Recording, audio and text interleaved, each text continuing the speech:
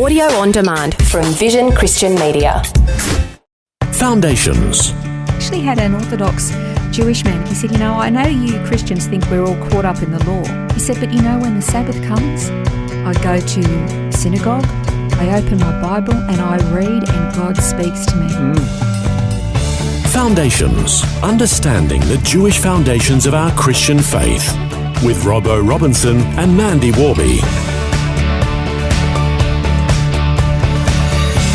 In our last program, we started learning about what the word blessing means, and we're going to look at some of the different blessings, understanding it from this Jewish foundation over the next coming programs. Most Christians understand the concept of a day of rest, but don't actually understand the Jewish practice of the Sabbath day, or the fact that the Jewish Sabbath is a day of great celebration. So we're going to learn about the Sabbath today and how it's celebrated and the blessings that are involved in it. It's actually quite interesting. As you said, we were talking about or understanding what the word blessing or blessed actually means, and it actually means to kneel or submit to something, and as a result, God would then empower you to actually fulfill what He is blessing you to do. And He actually went so far as to bless a particular day, the seventh day, because it was the day that He rested from His work, and therefore He wants all His children to experience this amazing blessing, this empowering of having this day of rest. And now in the Orthodox and religious Jewish community, they have many, many blessings, and they recite these blessings from the second they wake up to the minute they close their eyes and go to sleep. And we could and have criticised them as being, you're so religious and you're caught up in the law. But, there are some blessings or some traditions or some prayers and they're just beautiful and they're so rich. And not that we would have to emulate them or copy them, not by any means. I'm not suggesting that. But there's such a lot that we can learn from these blessings. Now, because God sanctified or blessed the Sabbath day, I want to spend a few programs looking at how the Jewish people celebrate or treat, or the attitude they have toward the Sabbath day, because God said that it was holy, that He called them throughout all their generations to observe the Sabbath day. And it's just the most beautiful thing to watch and to see how they actually treat it, the different prayers or blessings that they recite whenever they get to this very special day of the week, and it's a central part of their life. Like they get to the middle of the week and they're gearing up for the Sabbath day, and then when the Sabbath day is over, they're enjoying the remaining elements of the Sabbath day to get to the middle of the week, and then they're gearing up for it again. It's so central to their whole lives. Well, of course, the Sabbath day is featured as part of the Ten Commandments. That's and right. We read that in Exodus chapter 20. From verse 8 to 11, it says, "Remember the Sabbath day to keep it holy. 6 days you shall labour and do all your work, but the seventh day is a Sabbath of the Lord your God. In it you shall do no work, you or your son or your daughter, your male or female servant, or your cattle, or your sojourner who stays with you.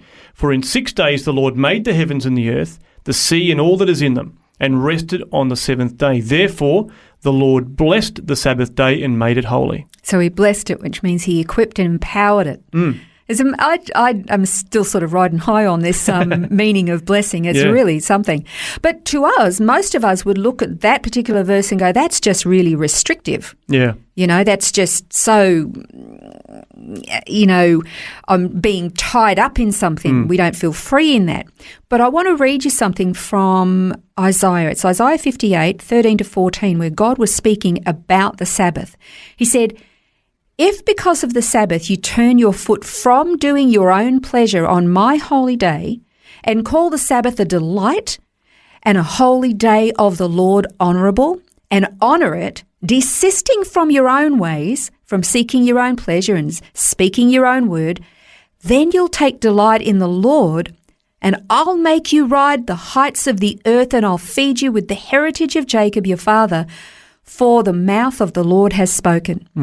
So He's basically saying, if you put aside your own desires and your own stuff, and if you'll make this Sabbath day of rest, if you'll make this your first priority and basically put God first, then I don't even know what it means to ride on the heights of the earth, but that sounds pretty lofty to me, doesn't it? So God obviously, when Jesus said that the Sabbath was made for man and not man for the Sabbath, he wasn't kidding. This really is meant to be a time of great joy for the people of God. Actually, watching the Jewish people observe the Sabbath is really quite remarkable. Well, obviously, you've travelled to Israel a number of times, so you would have seen, a lot of Sabbaths, and I guess all of what goes on into that. So, what does it look like as the Jews, really start to, celebrate and commemorate that Sabbath day? Well, I've got to say, you can really see the joy of it in Jerusalem, in particular, especially in the Old City, because as the Sabbath is coming up, particularly a lot of the religious and the Orthodox community, even the soldiers, different troops of soldiers, they all congregate at the Western Wall, and crowds become really, really thick.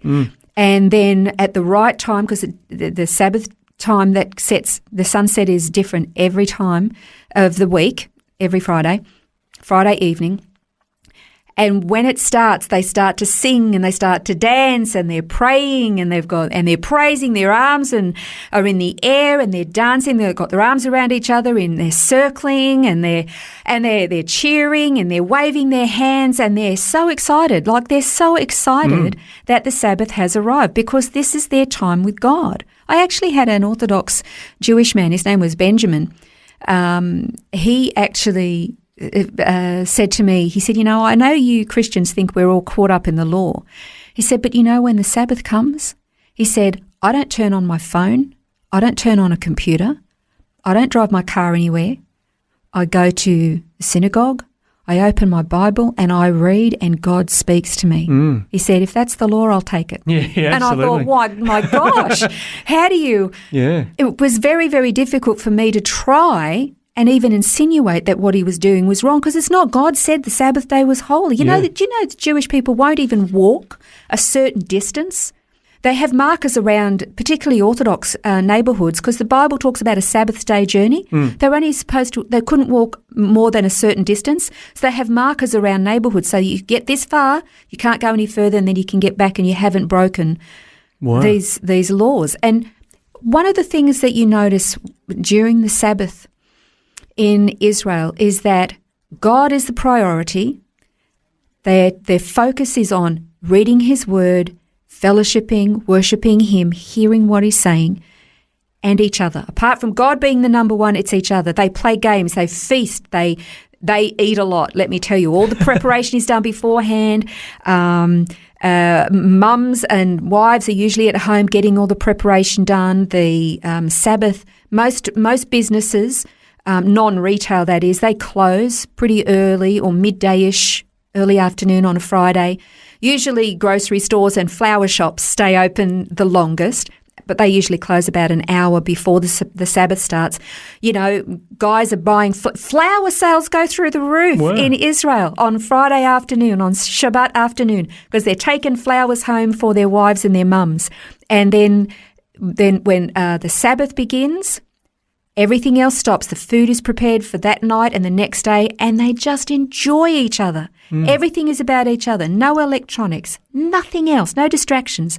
They enjoy God and they enjoy each other. It's wonderful. It sounds wonderful. It is. It's fabulous. Very enticing, actually. So we're going to continue to look at this over the next couple of programs to learn about the traditions of the Jewish Sabbath and see some interesting elements, of course, in relation for us as Christians, which we'll recognise the importance and significance of, and we might just learn a thing or two along the way. So we're looking forward to... I reckon you'll learn quite a few things, actually. We'll continue to do this, exploring the Sabbath, next time on Foundations.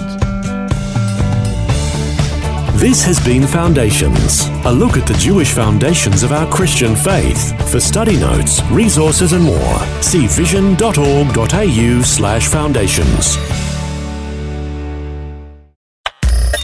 Thanks for taking time to listen to this audio on demand from Vision Christian Media. To find out more about us, go to vision.org.au.